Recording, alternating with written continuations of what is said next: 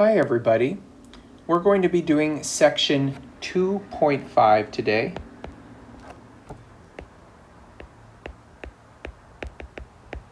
Gaussian Elimination.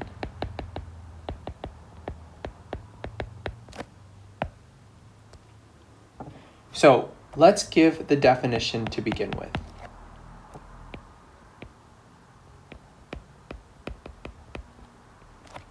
Gaussian elimination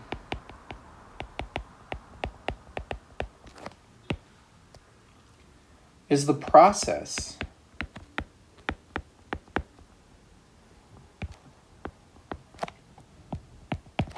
of reducing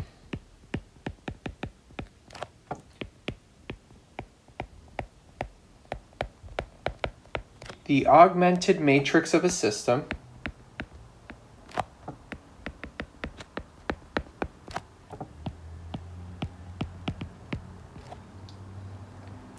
to row echelon form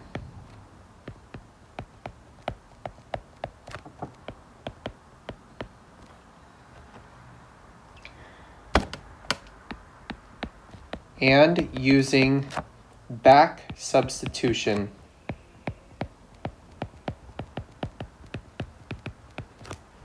to solve the system.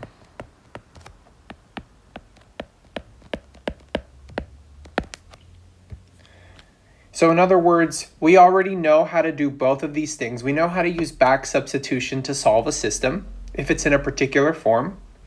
And we know how to use or how to put something in row echelon form from the last section.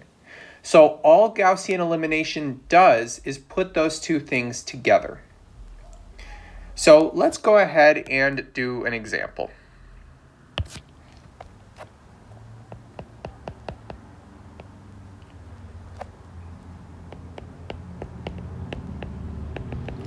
We're going to determine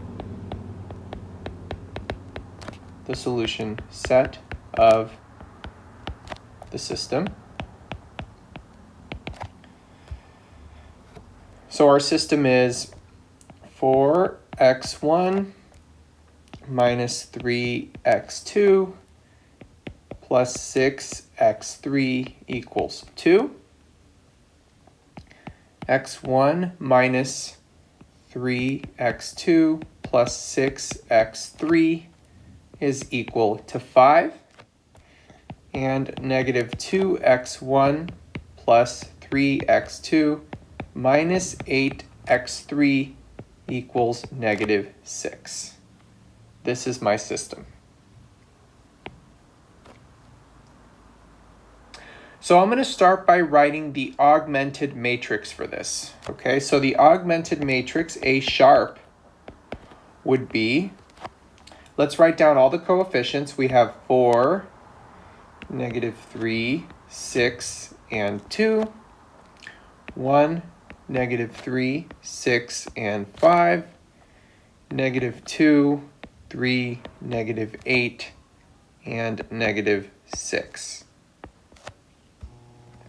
So this is my augmented system. So remember, I need to put this in row echelon form. I'm just going to put a little note up here that I am using Gaussian elimination, okay? Just so you guys understand what technique I'm using to solve this, okay? So once you put it in this form, we need to put it in row echelon form. So let's do what we learned in the last section. We're going to start by permuting rows 1 and 2. And so if I do that, I end up with 1, negative 3, 6, 5. 4, negative 3, 6, 2. Negative 2, 3, negative 8, and negative 6. So I've got my 1 up there, and now what I need to do is use that 1 to get rid of the ones underneath it, right? So I'm going to add multiples of the first row to the other 2 rows. I'm going to add negative 4 row 1s to row 2, and I'm going to add 2 row 1s to row 3. Okay. So let's see what we end up with, right? Row 1 is going to stay the same, so let's write that down. When I add -4 row 1s to row 2, I end up with 0, 9, -18, -18, and 0, -3, 4, 4. Okay. Now that I've got zeros there, I'm going to work on turning this guy right here into a 1. And I'm going to do that by multiplying row 2 by 1/9. So I'm going to multiply row 2 by 1/9. Remember, everything else is going to stay the same. So let's go ahead and write this again. 1, -3, 6, 5. And when I divide that row by 9, I get 0, 1, -2, -2. And then 0, -3, 4, 4.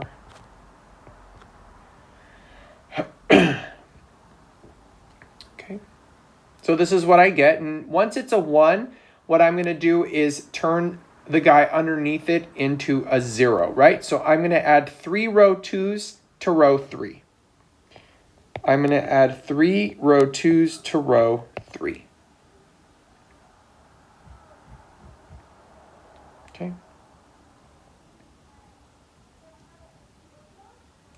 So let's see what happens. I end up with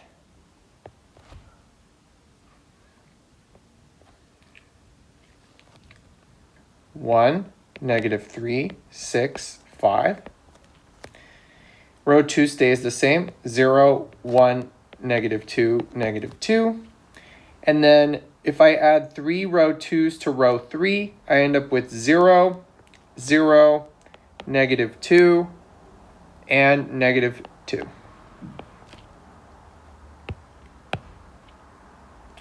So finally, I need to turn the bottom right corner of A into -1. So I'm going to multiply row 3 by -1/2.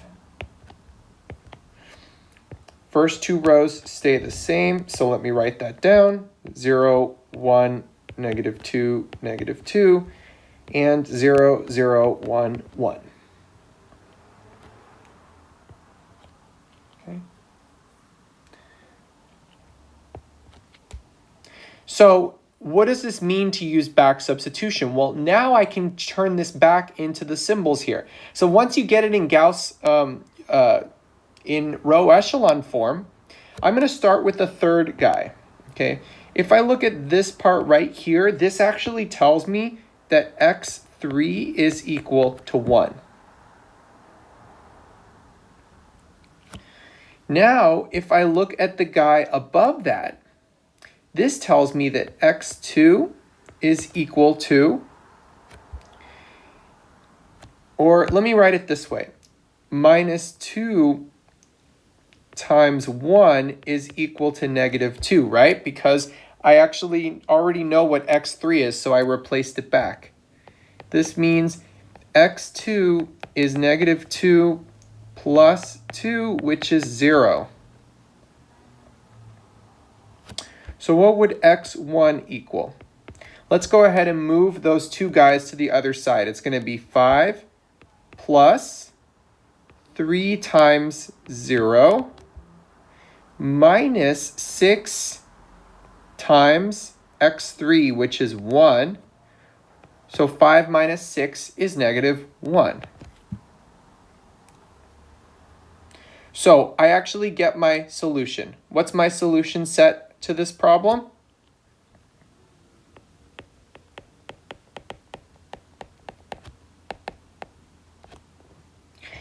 I've got a single point, -1, 0, 1.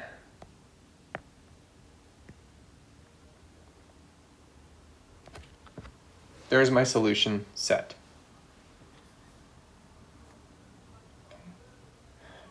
Remember we said that when you have a 3 by 3 system, you always get either one solution or no solution or infinitely many. Well, we got one solution here. It was a point. So that is Gaussian elimination. I'm going to do another example.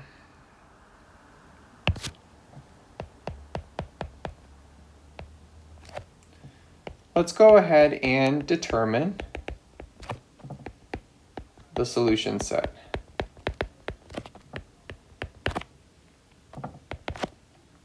So our system this time is 2x1 minus 3x2 plus x3 equals 1. x1 minus 3x2 plus 2x3 equals negative 1. And 4x1 minus 3x2 minus x3 equals 5. Okay. Let's go ahead and begin this problem just like we did the last one. We're going to write the augmented matrix for the system. We're going to write A sharp here.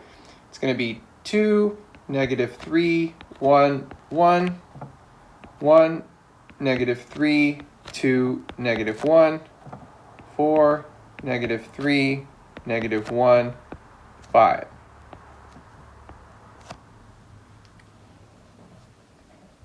Okay. So starting with, we need to get a 1 in the upper left corner, and in order to avoid fractions, the easiest thing is just to use a permutation to do this, right? So I'm going to permute rows 1 and 2. Okay. So if I permute rows 1 and 2, I end up with 1, negative 3, 2, negative 1, 2, negative 3, 1, 1, and 4, negative 3, negative 1, 5. Okay. Now what? Now turn those guys underneath the 1 into a 0. So I'm going to add negative 2 row 1s to row 2. And I'm also going to add negative 4 row 1s to row 3. Okay, so what is left? We've got my first row stays the same. Then I get 0, 3, negative 3, 3. And I also get 0, 9, negative 9, and 9. Note that I have done these problems. I have done this problem already, and that's how I'm doing this so fast. Of course, when you are working this out on your own, you may do these steps a little bit slower, and that's totally okay. Okay. So now what? There are a couple of options here. I mean, the easiest thing that I see to do is just to multiply row 2 by 1/3. Okay, let's multiply row 2 by 1/3.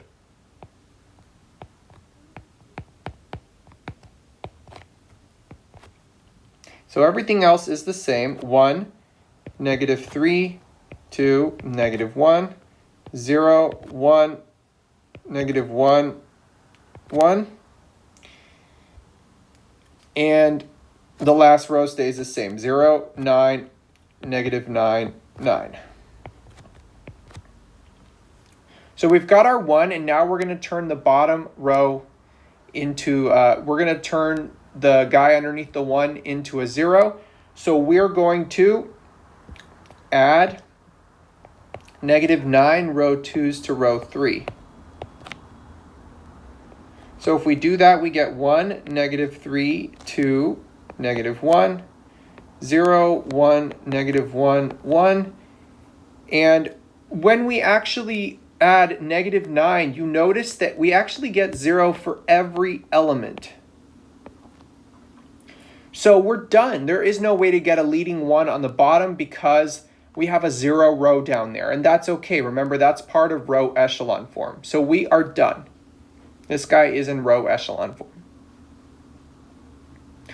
So you notice something. I have a relationship that involves x1 and I have a relationship that involves x2, but because there's no leading one in the third column, that means I need to create a free variable. So that means I'm going to create a 3 variable x3 equals t. So now we're going to use back substitution. This means that x2, which is the second equation, I'm looking at this equation now, okay? So I know that x2 is going to equal 1 plus x3.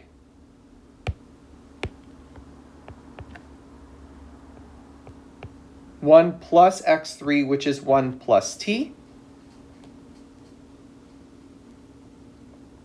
Okay. And then x1, I know is going to equal -1 plus 3 times x2 minus 2 times x3. So using algebra to simplify here, or let me do that right here.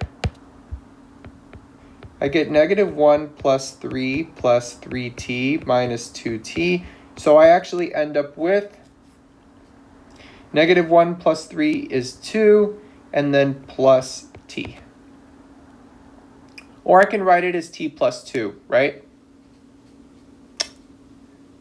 Either way, it's okay. I'll leave it like this.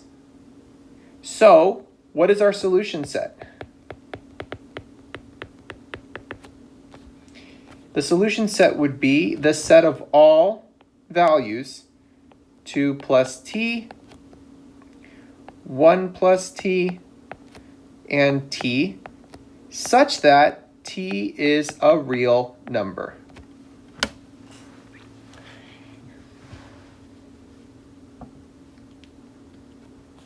What does this tell us?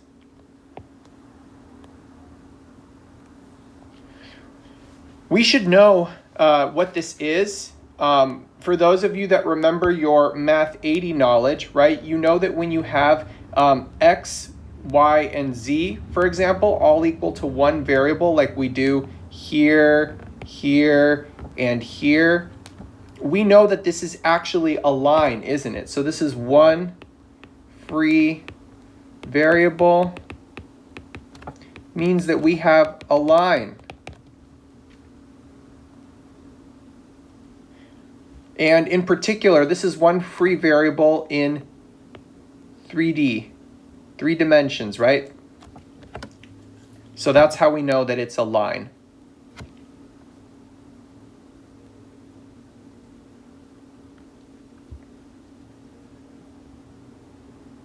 So you may be wondering, how do I know when I have something geometric? So the trick is the following. In a 3 variable system, the following is true.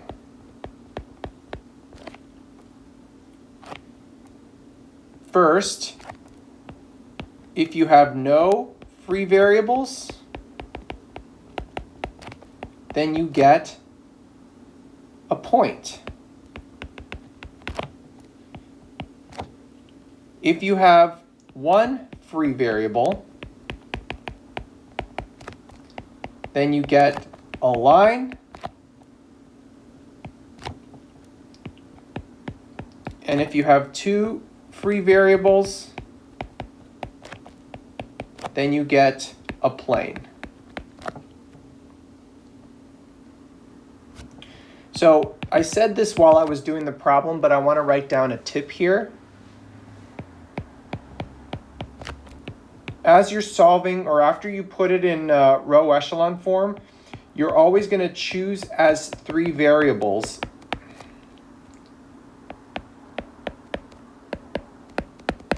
those that do not correspond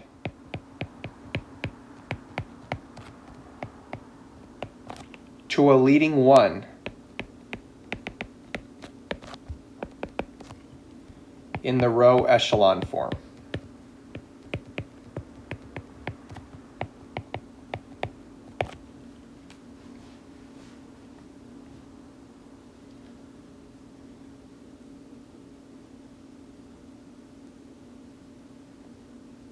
All right, everybody. I think we're ready to see another example here. Let's go ahead and practice this idea.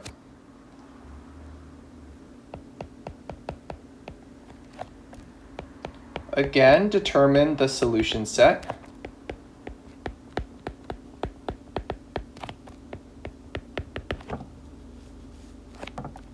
First, x1 minus 2x2 plus 2x3 minus x4 equals 3. 3x1 plus x2 plus 6x3 plus 11x4 is equal to 16. 2x1 minus x2 plus 4x3 plus 4x4 is equal to 9.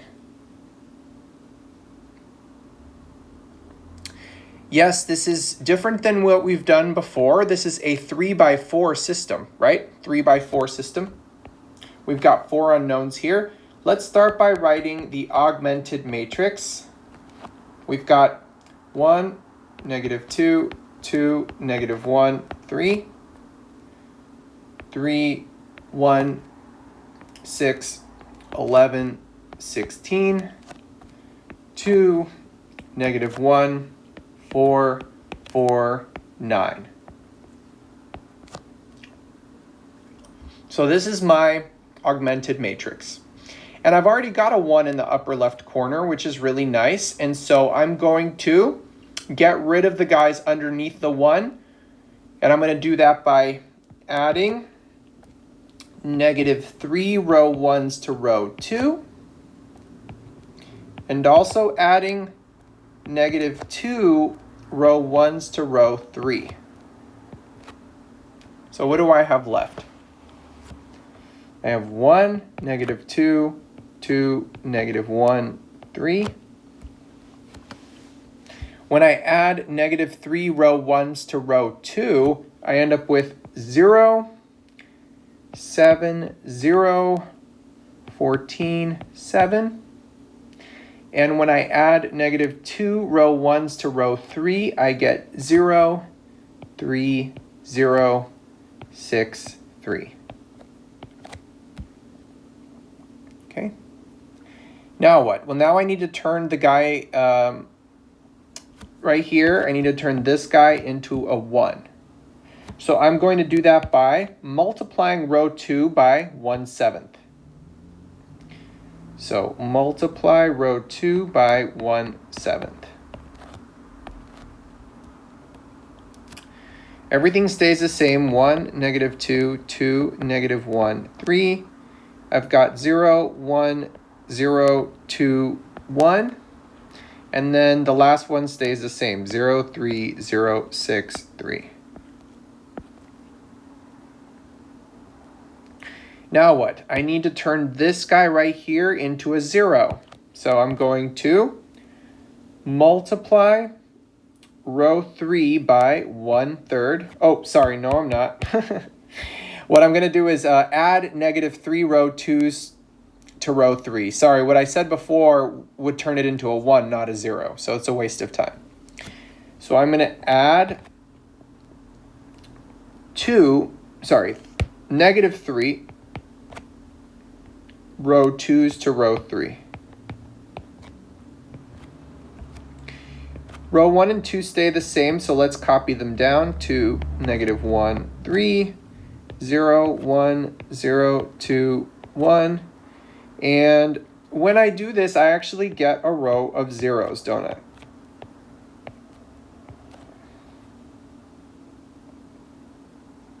So I want you guys to notice something. There is no leading 1 this time in 2 columns, right? This column and this column. Okay. What does that mean? Remember, guys, just so we're on the same page here, remember that each of these correspond to the 4 unknowns. So because these two do not have a leading 1 in them, those are going to be our two free variables, okay? So you can choose any variables that you want. We have two of them this time. Okay? So what can I call my two free variables? I can give them a name. I can call them S and T, right? So how about we let x3 equal S and x4 equal T? I can also call them T1 and T2. It's really up to you how you want to do this, okay? But I'm calling them S and T. So now, using our back substitution, what would x2 equal? Remember, what we're looking at now is this row right here. So I'm going to take this guy and move it to the other side. In other words, x2 equals 1 minus 2 times x4, 2t. And let's look at x1. x1 equals, I'm actually going to have to move all of these other guys to the other side. So x1 is equal to 3 plus 2 times 1 minus 2t, right? Plus 2x2 minus 2x3, and then plus x4, so plus t. Let's go ahead and simplify here. 2 minus 4t minus 2s plus t. And if we combine like terms here, we get 5 minus 2s minus 3t. 5 minus 2s minus 3t. And so we're ready for our solution set. Our solution set is equal to all points of the form. Remember, put them in order. We got to put x1 first, then x2, then x3, then x4, such that s and t are both real numbers. This is our solution set.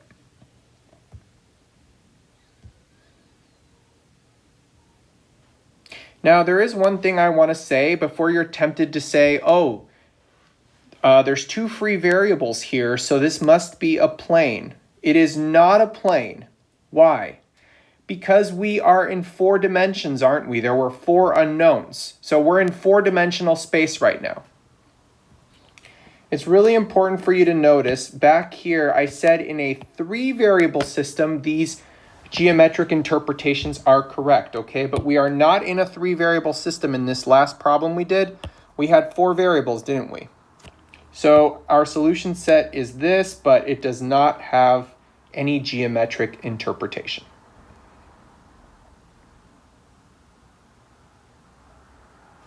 Okay. Now, before we go on, I want us to recall a definition that we had in the last section. Remember, we talked about the rank of a matrix. Remember, the rank of a matrix was the number of non-zero rows in the row echelon form of the matrix. So I want us to notice something, because remember the matrix that we started with was A, wasn't it? So we have A sharp. So there's something I want to say regarding this, okay?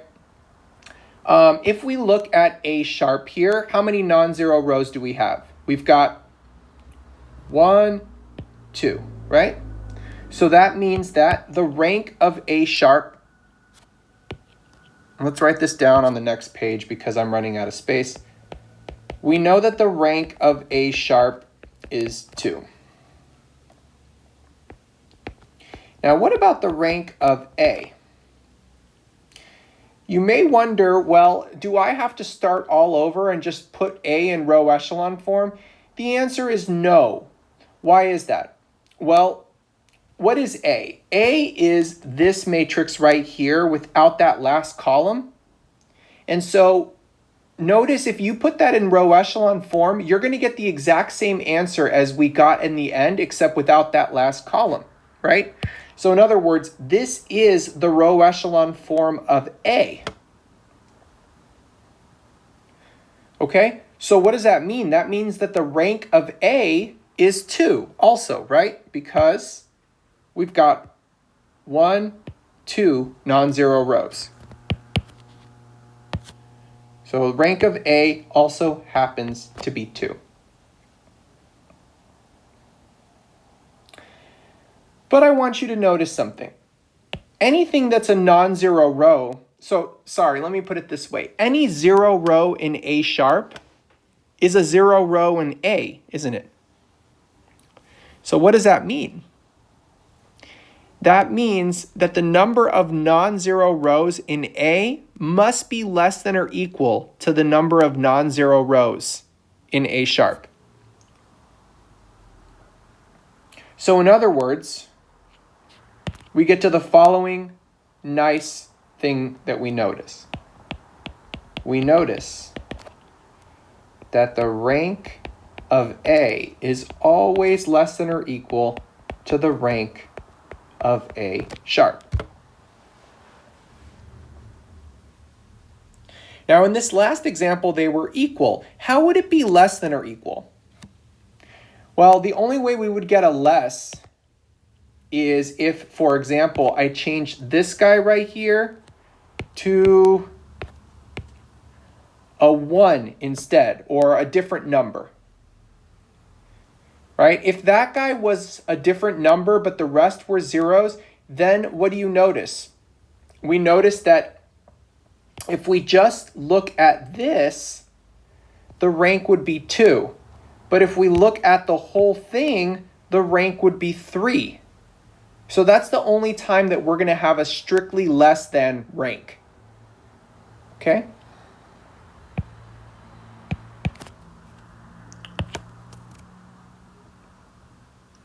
Now, this leads us to the following theorem.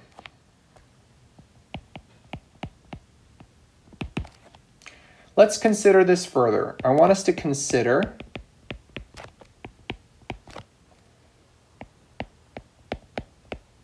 the system AX equals B, where A is an M by N matrix.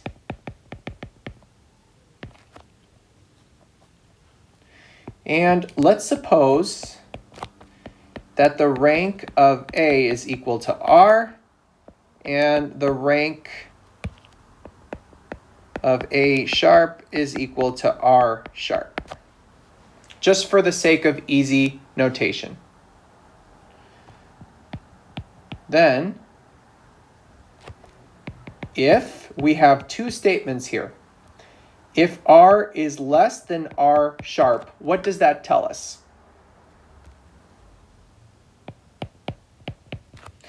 Before I write the answer down, let's come back over here. Remember I said the only way that could happen is, let's say this guy right here was a different number, like 1. Wouldn't this bottom equation correspond to 0 equals 1? Which is impossible, right?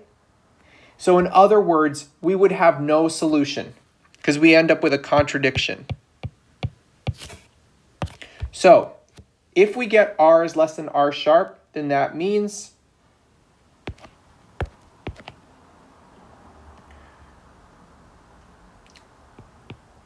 the system has no solution. In other words, it is inconsistent.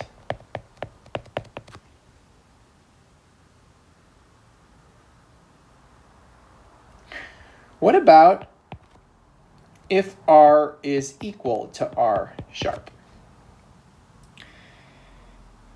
If R is equal to R sharp, I mean, remember, all that means is that they have the same rank, which means that if we have a 0 row, we have zeros all the way across. In other words, it is consistent. So I'm going to say, then the system is consistent.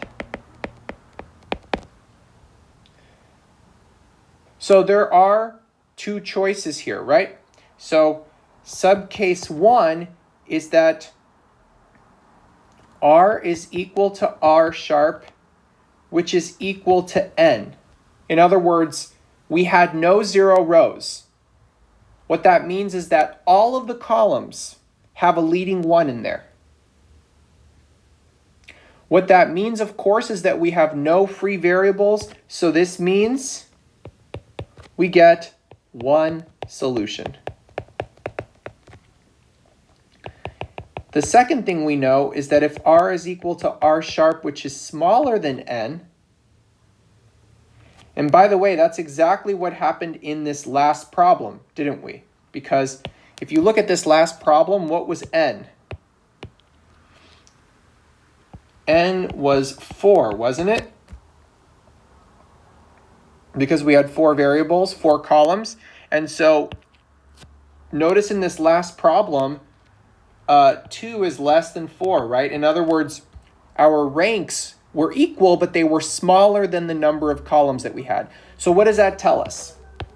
Think about this last example that we did. This means we get infinitely many solutions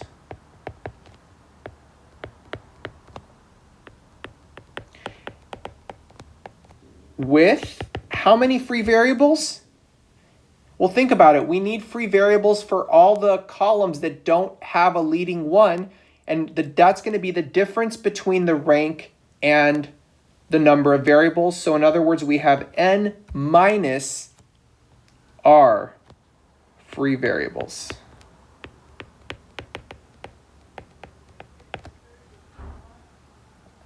N minus r free variables. Right? Like, look at the last example. We had 4 minus 2 free variables. In other words, we had 2 free variables in the last example.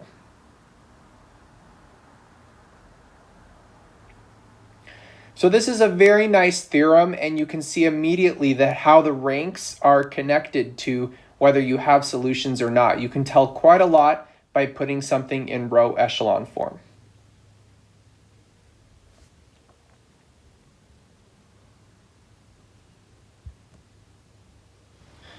Okay, so let's talk now about homogeneous systems.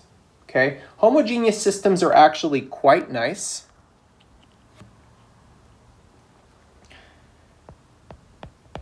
And I think I've defined this before, but I want to define it again. A system AX equals 0 is called homogeneous. Okay, this just means that your augmented matrix is going to have all zeros, right? This means that you have stuff written here, and then you have all zeros going down.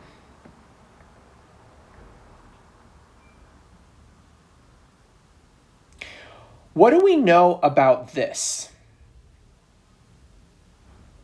So something interesting that we should notice about this. What can you say about the rank of R and the rank of A and the rank of A sharp in a case like this? Well, think about it. Since all the numbers on the right are 0, there's no way that when we put this in row echelon form that there's going to be more non-zero rows in one matrix than the other, right? So what does that mean? That means no matter what, since, well, notice, rank of A must equal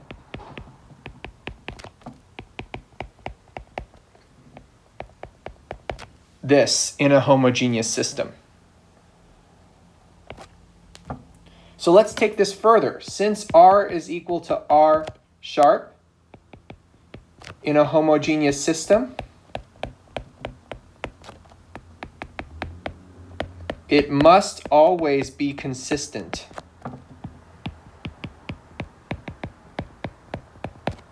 By the previous theorem.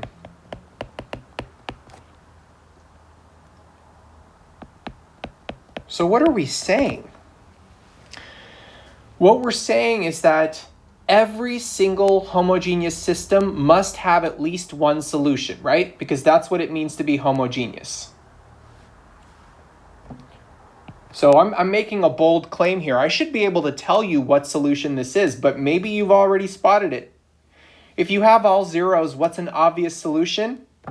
So one solution to a homogeneous system is always the zero vector. Think about it. If you replace all of the x's with 0, you're guaranteed to solve the system, right? That's always going to work.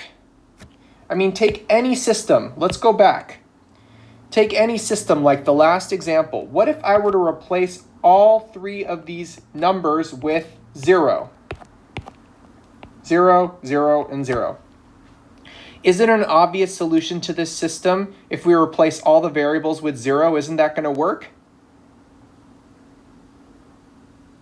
So hopefully you can see that, right?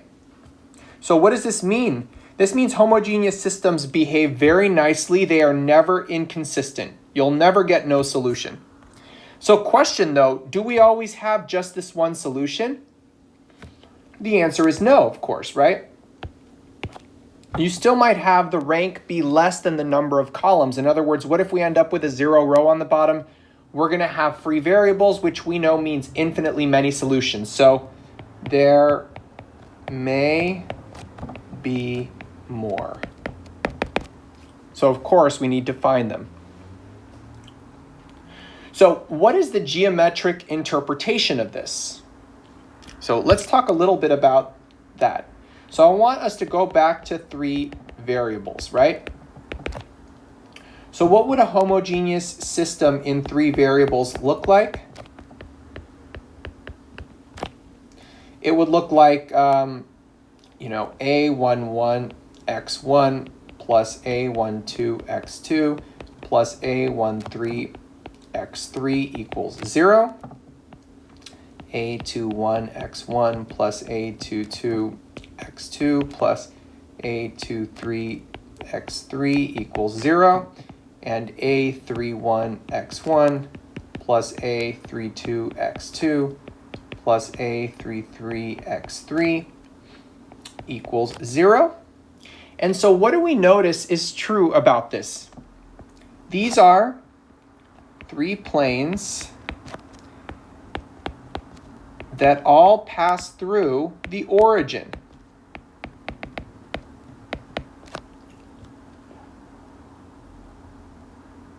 So of course, the origin is a point of intersection. But of course, another thing we've just mentioned is they could intersect, of course, still in a line or a full plane. But the point is there is at least a solution here. These are not parallel planes because they all contain the origin. The origin must lie in the solution set. Remember, the origin in this case would be 0, 0, 0, right? All 3 variables being 0.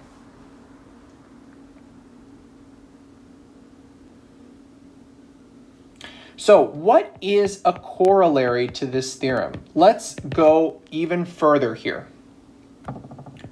What happens if A is an m by n matrix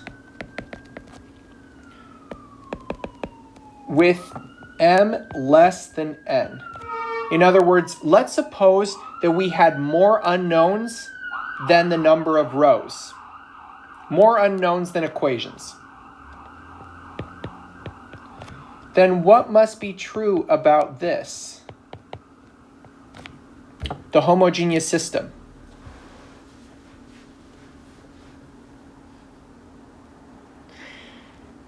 What must be true is that this has an infinite number of solutions.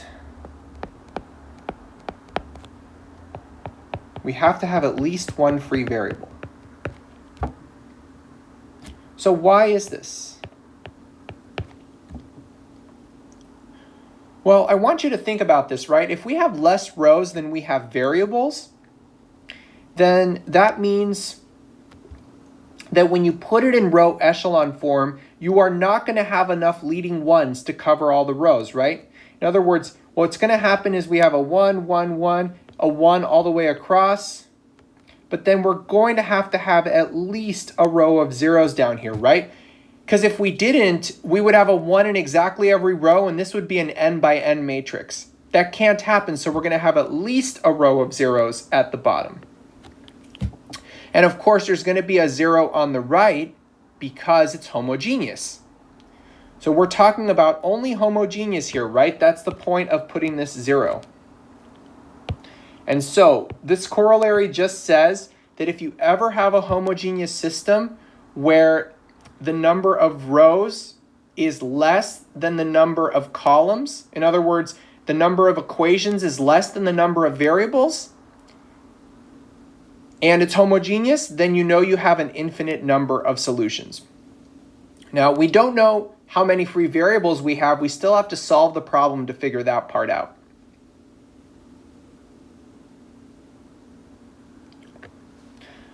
Okay. Let's go ahead and do one last example.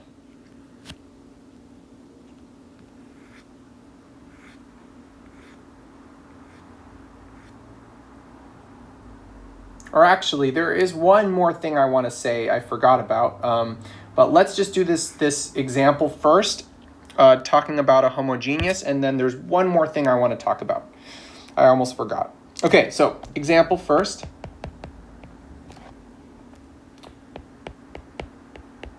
Determine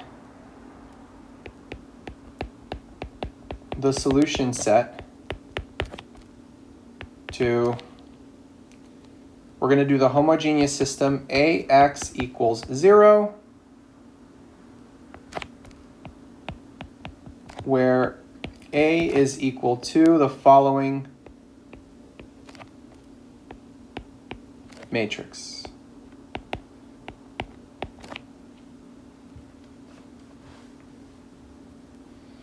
Okay, so let's start by doing the augmented matrix.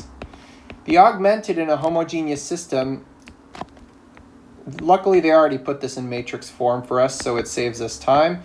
And of course, we're just going to add the column of zeros here. Now, when you put this in row echelon form, you don't even really have to think about the fourth column. It's going to stay a 0 every time, right? None of the row operations that we learned are going to change those values in the last column. Okay, so we cannot, notice that we cannot get a leading 1 in the upper left corner because they're all zeros. So we're going to work on getting a leading 1 here. We can do that by permuting rows 1 and 2. So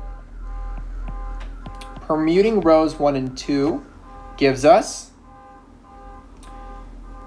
0, 1, -1, 0. And 0, 2, 3, 0, and 0, 3, 7, 0. So this is what we get. Now we're going to get rid of these guys. So we're going to do that by adding. We're going to add -2 row 1s to row 2. We're also going to add -3 row 1s to row 3. Okay. We end up with, remember, row 1 stays the same. If you add -2 row 1s to row 2, we get 0, 0, 5, 0. And if you add -3 row 1s to row 3, we get 0, 0, 10, 0. So now what? We need to get a 1 there, so we're going to multiply row 2 by 1/5. We get 0, 1, -1, 0, 0, 0, 1, 0, and 0, 0, 10, 0. And now we're going to add -10 row 2 to row 3. We end up with 0, 1, -1, 0, 0, 0, 1, 0, and 0, 0, 0, 0. So what do we notice? We notice that, let me just remind you guys that these correspond to x1, x2, x3. And notice that this column has no leading 1, so that's going to be my free variable. So that means I'm going to call x1 equal to t. I've got one free variable in this problem. Let's do our back substitution. We also know x3 is 0, and we know that x2 is going to equal 0 plus x3, which is 0, which is 0. And so our solution set is the set of all t, 0, 0, such that t is in R.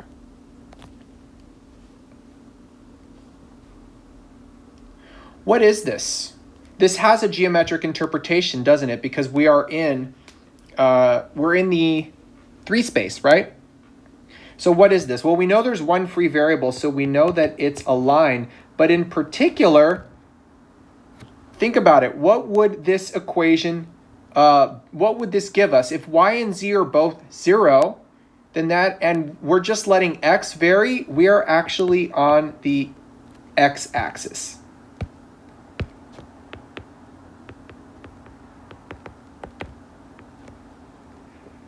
Which is really cool, right? We can say it this way, or we can realize that the solution is actually just the x-axis, which is nice.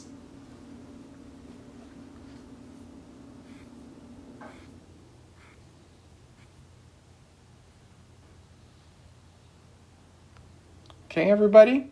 There is one last idea I promised I need to go over. This doesn't come up super often, but you should know about it. You may be wondering, what about reduced row echelon form? Can I use that to solve a matrix? Or sorry, solve a system? The answer is yes, you can. It takes a little more work, but it is a thing you can do, and that has a name. Instead of Gaussian elimination, this is called Gauss-Jordan elimination.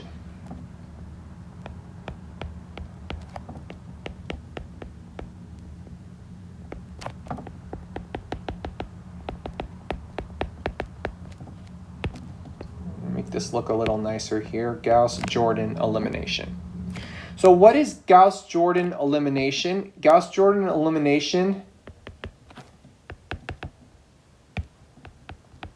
is like Gaussian elimination,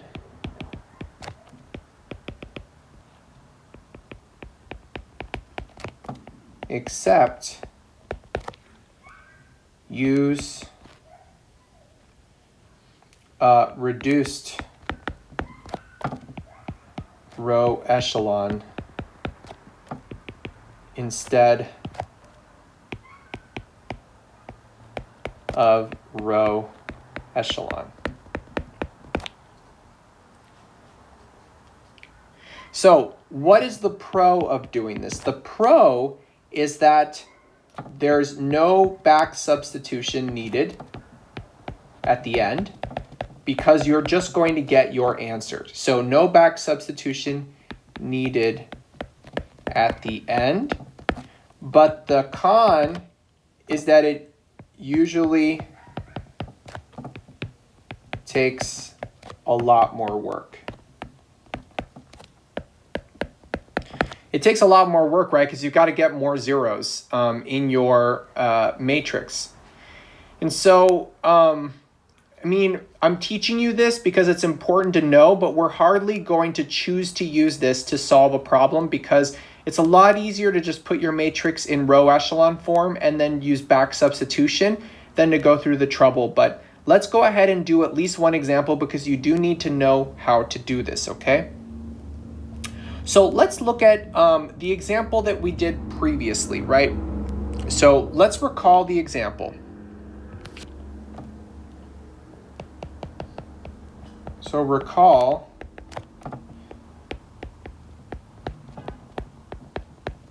when we solved the system. So what system did we do? One of the examples that we did,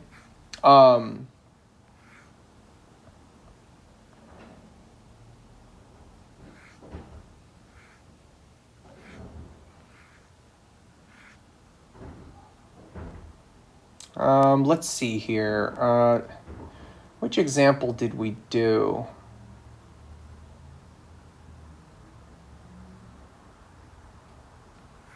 I'm trying to look for a previous example that we did just to show you how we can use this method. Why don't we look at the last example that we did? Okay, so how about we look at not this one. Let's do one where we actually had a unique solution. So maybe we could look at, let's look at the first example that we did. Yeah, this first example.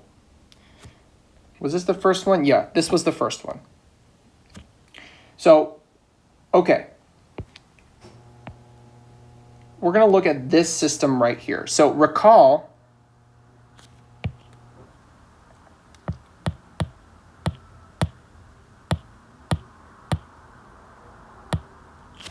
when we solved the following system. So let me write down the system that we did. The system that we did was 4x1 minus 3x2 plus 6x3 equals 2. x1 minus 3x2 plus 6x3 equals 5.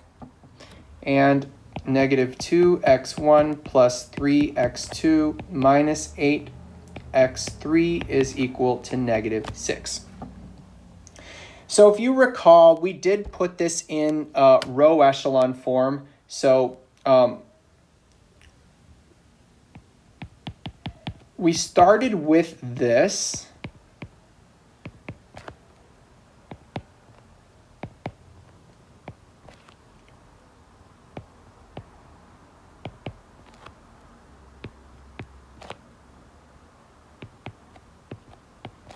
And using the work that we did from that example, we ended up with the following, okay?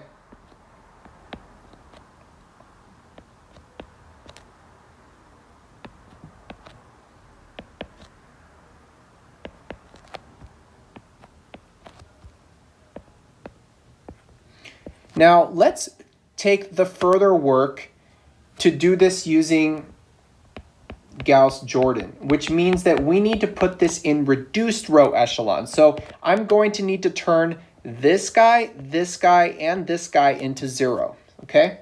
So let's start with turning that negative 3 into a 0. Using the equation below it, I'm going to add 3 row 2's to row 1.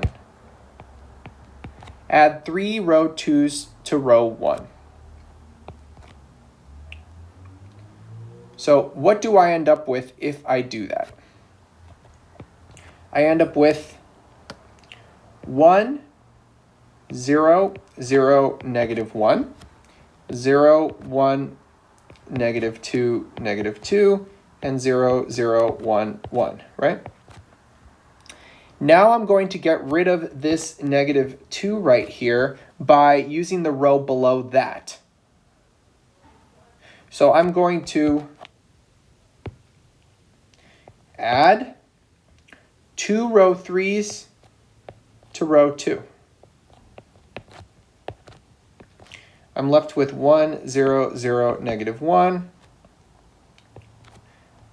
0, 1, 0, 0, and 0, 0, 1, 1. Now notice there is no back substitution necessary because each of those are the solutions. So we end up with x1. So these guys right here are the three solutions, right? The top one is x1, the middle one is x2, the third one is x3. So we get x1 equals negative 1, x2 equals 0, x3 is equal to 1. So the solution set is negative 1, 0, 1. So we got the same solution as we got before, except no back substitution was needed at the end. So Gauss-Jordan, all that means is we do the work of solving the system using reduced row echelon, which means there's no back substitution needed, but it is more work, and I would just recommend, if you go back to our first example,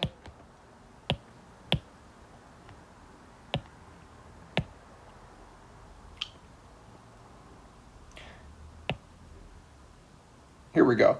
If you go back to our first example, this back substitution stuff right here really didn't take that much work, right? So I don't know. It's nice to know that this works, but I would say that Gaussian elimination is the primary way that we're going to solve most systems when we do problems, unless the problem specifically tells us to use Gauss-Jordan elimination. So we do have to know how to do both of those, okay? All right, everybody. That is it for this section. Thank you so much for watching the video. We'll see you next time.